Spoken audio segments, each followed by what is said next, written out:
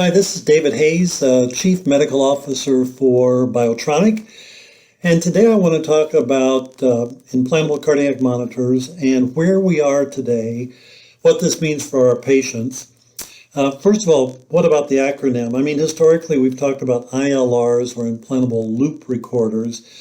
Now the term ICM, which I had usually used as implantable cardiac monitor, although given the way in which some of these are now inserted, that acronym for others stands for injectable cardiac monitor. But either way, I think we would be quick to admit that these have come a long ways in recent years. Marked improvement in size and more importantly in the technology. I can remember when the Holter monitors were all we had, and they were very bulky. Patients didn't like them. Clearly those have gotten smaller and better over the years. Event monitors the same.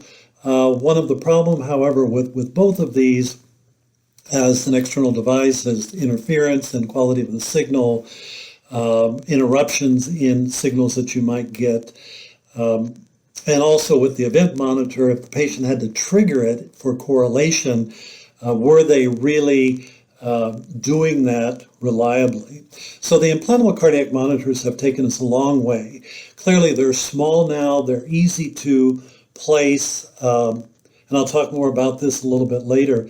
But in addition to the size, and granted there may be a lot of similarity between the size of ICMs, but people need to look more closely at the technology involved too. What's the software? What are the algorithms provided?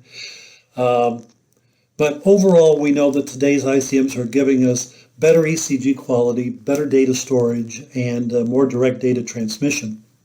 So again, not all ICMs are created equal, and I would urge you to think carefully about and take a look at the specs of the software and the algorithms that are available in an individual ICM.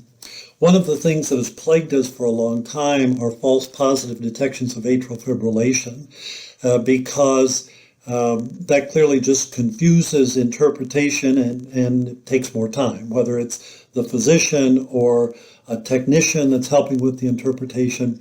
It just takes more time. So the more you can avoid those false positive detections, the better. Historically, we've said that about up to 52% of atrial fibrillation episodes detected are false positives. With the most recent iteration of the BIOTRONIK biomonitor, the biomonitor 3M, there's a feature called rhythm check, and rhythm check is an ectopy rejection algorithm. What we know is that with ectopy, there's frequently short, long intervals, and so the rhythm check looks for those short, long intervals and rejects them. They will not be counted as possible atrial fibrillation episodes, and makes the assumption that those short, long patterns represent ectopy, either atrial or ventricular ectopy. As a result of that, in one of the studies done, it demonstrated a reduction by 72% of false detections of atrial fibrillation. So again, something that's very important to point out. You know, the most basic thing that our ICMs have to deliver is reliable ECG that allows us to make an expedited diagnosis and more importantly, an accurate diagnosis. And this depends on having reliable sensing and high quality ECG. So let me talk a bit about the biomonitor, BIOTRONIK's family devices, and what we've found, and especially I'll refer to a study called BioConcept, where a lot of this information was determined. First of all, the BioVector design helps improve diagnostic precision by delivering really superior ECG, high definition ECGs. Signal amplitude is directly proportional to the size of the vector. So a larger antenna leads to a larger signal. Higher amplitude signals help to minimize noise. So it's the signal to noise ratio.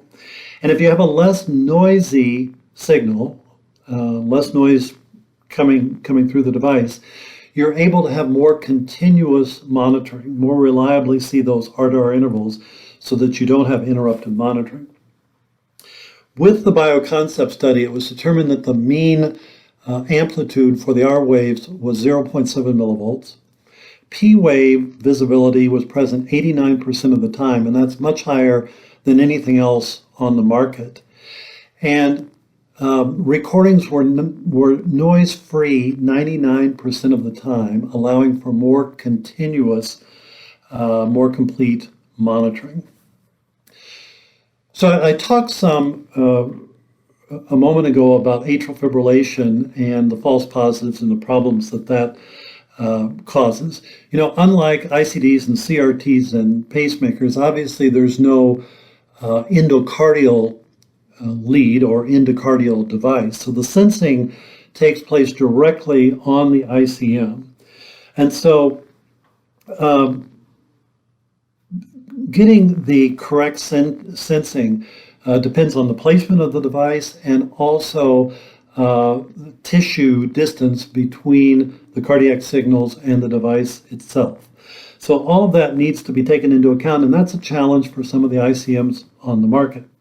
Obviously, the other thing about collecting this data is you have to reliably get it. And I talked in an earlier video about remote monitoring, the importance of remote monitoring, really at all times, but there's been even brought to the forefront more during the pandemic and the importance of being able to assess your patients remotely. And all I will say is the same is true for ICMs. You need to be able to get that information, get it reliably, have it collected on a daily basis, all of which the biomonitor does. Last thing is we can't ignore the simplicity with which these devices can now be implanted. The biomonitor comes with a specifically designed tool for injection. It's really, physicians say it's very intuitive, very easy to follow.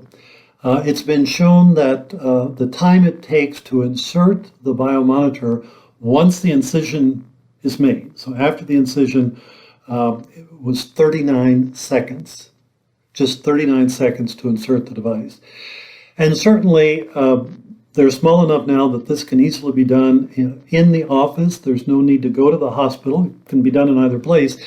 But especially now at a time when patients like to avoid going to a hospital, being able to do this in the office is a real advantage. So, lots of improvements. Certainly feel that the biomonitor family of devices has a real edge of superiority in terms of the quality of the ECG and being able to make an accurate diagnosis. We'll continue to see more improvements in these products, but they have come a long way.